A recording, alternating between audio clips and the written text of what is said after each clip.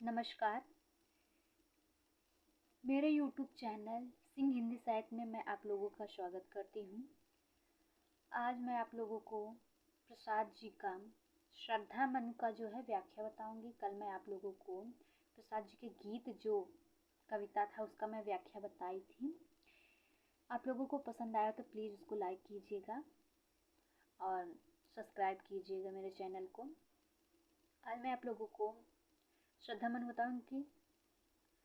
मैं कोशिश करूंगी कि आप लोगों को समझ में आ जाए। तो चलिए मैं देखती हूँ श्रद्धा मनु में प्रसाद जी ने क्या कहा है। और ये जो श्रद्धा मनु है ये जो है कामायनी से लिया गया है। श्रद्धा मनु में क्या है कि जब देव संस्कृति के विनाश हो जाता है उसके बाद जो मानव की संस्कृति और मानवता का विकास की कहानी प्रसाद जी ने प्रस्तुत किया है। इसमें जो है कि श्रद्धा और मन के योग से जो विकास हुआ है उसका वर्णन है। और श्रद्धा और मन के पहली बार मिलने पर जो आकर्षण था उसका जो है कि उन्होंने वर्णन किया हुआ है। और इसमें श्रद्धा के शील रूप का चित्रण किया हुआ है। इसके अंतिम जो भाग है श्रद्धा मन में उसमें जो है कि मानव को जीवन का संदेश दिया गया है। तो चलिए मैं आगे बढ़ती हूँ, इसका व्याख्या मैं बताती हूँ। चलिए पढ़ते हैं। कौन तुम संस्कृत जल निधि तीर तरंगों से फेंकी मणि एक कर रहे निर्जन का चुपचाप प्रभा की धारा से अभिषेक। कवि प्रसाद जी क्या कहते हैं? प्रसाद जी कहते हैं कि श्रद्धा मनु जब पहली बार मिलते हैं तो एक वीरान स्थान पर जो मनु है वो निराश जीवन में से होकर बैठे हुए हैं। और श्रद्धा जब वहाँ पहुँचती है तो उन्हें देखकर आश्चर्यचकित होती है और उनसे प्रश्न करती हैं। कहती है कि श्रद्धा मनु से प्रश्न करती हुई कहती है कि तुम कौन हो? तुम कौन हो? संस्कृत जलनिधि तीर तरंगों से फेंकी मणि एक। कहते हैं कि इस निर्जन स्थान बैठे हुए तुम ऐसे लग रहा है जैसे जिस प्रकार सागर की जो लहरें हैं अपनी तरंगों से मणियों को अपने किनारे पर फेंक देती हैं, उसी प्रकार संसार रूपी सागर की लहरों के द्वारा इस निर्जन स्थान में फेंके हुए तुम कौन हो?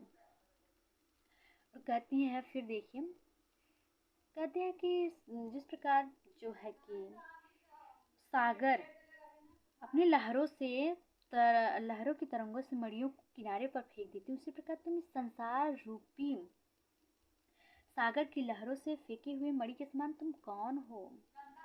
कर रहे निर्जन का चुपचाप प्रभा की धारा से अभिषेक। श्रद्धा कहती है मनुष्य कि तुम चुपचाप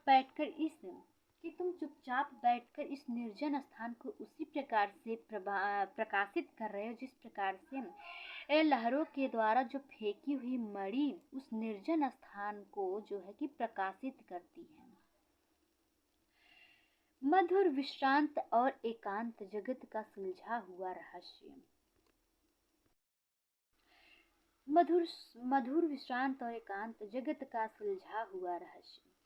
श्रद्धा जो है कि मनुष्य कहती है कि हे परिचित, तुम मुझे मधुरता विश्रांत में थकावट और नीरवता से परिपूर्ण जगत का सुलझा हुआ रहस्य, इस संसार में सुलझे हुए रहस्य की भांति प्रतीत हो रहे हो।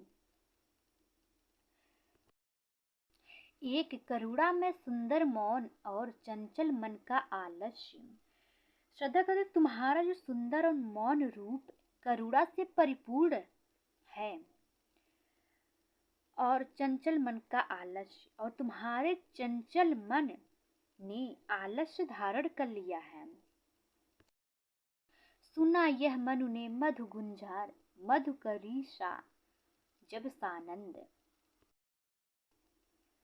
जब श्रद्धा जो है कि मनुष्य उसका परिचय पूछती है तब जीवन से निराश जो मनु उस निर्जन प्रांत में बैठा था तो श्रद्धा का जो आवाज मधुर स्वर था उन्हें भौरों की समान जो है मधुर गुनगुन के समान आनंद प्रदान करने वाला लगा। किए मुख नीचा कमल समान, प्रथम कवि का जो सुंदर छंद। मनु कहते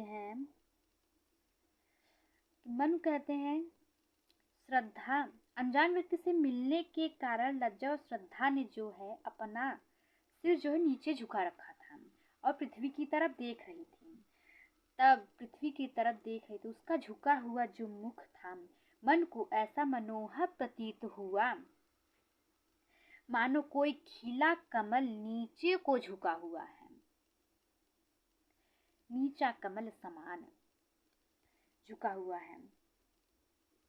और कवि कहते हैं कि जब श्रद्धा का नीचे की ओर मुख जो है कि कमल के समान लगा तो मनु ने उनकी आवाज जो सुनी, उस कमल मुख से निकले मधुर शब्द मन को किसी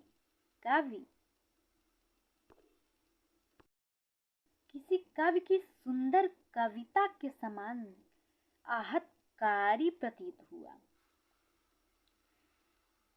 एक झटका सा लगा, सहर्ष निरखने लगे लूटे से कौन, गा रहा यह सुंदर संगीत। कवि कहते हैं कि मनु ने जब अचानक प्रकट हुई उस अति सुंदरी श्रद्धा को देखा तो उन्हें खुशी का एक झटका सा लगा, सहर्ष निरखने लगे लूटे से कौन।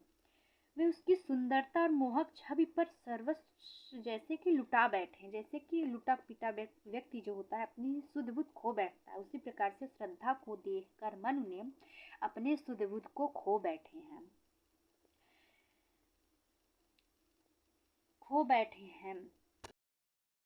और अपनी सुध-बुध खो बैठा उसे देखने लगती हैं कि इस निर्जन प्रांत में कौन यह मधुर जो है कि गीत गा रहा है। कौतूहल रह न सका फिर मौन। तब वे अपने मन को जो है मनु अपने वश में ना रख सके और उसमें श्रद्धा के विषय में जो है कि सब कुछ जान लेने की कौतूहल सा जाग उठता है कि यह कौन है, यह सुंदरी कौन है और उसका जो स्वर है वो संगीत की तरह लग रहा है। वो श्रद्धा के बारे में और जानने के लिए जो मनु है उत्सुक हो जाते हैं। उसके बाद देखिए, और देखा वह सुंदर दृश्य नयन का इंद्रजाल अभिराम, कुसुम वैभव में लता समान चंद्रिका से लिपटा घनश्याम। और जब मनु ने कौतूहलवश ऊपर की ओर देखा तो उन्हें सौंदर्य से भरपूर श्रद्धा जो थी अपने पास निकट खड़ी हुई दिखाई दी और यह एक अभूतपूर्व सुंदर दृश्य लगा मन को। और यह दृश्य उनके नेत्रों को नयन का इंद्रजाल अभिराम, और यह दृश्य जो है उनके नेत्रों को जादू के समान अपनी ओर आकर्षित कर रहा था। कुसुम वैभव में लता समान चंद्रिका से लिपटा घनश्याम। मनु ने जब श्रद्धा को देखा तो उन्हें लगा कि वह फूलों से लदी हुई सौंदर्यमय लता के समान। उन्होंने अनुभव किया कि जैसे चंद्रमा की शीतल चांदनी चंद्रिका से लिपटा घनश्याम। उन्हें अनुभव हुआ कि जैसे चंद्रमा की शीतल जो चांदनी होती है, तल चांदनी से लिपटा हुआ जो बादल का कोई टुकड़ा उनके सामने खड़ा हो।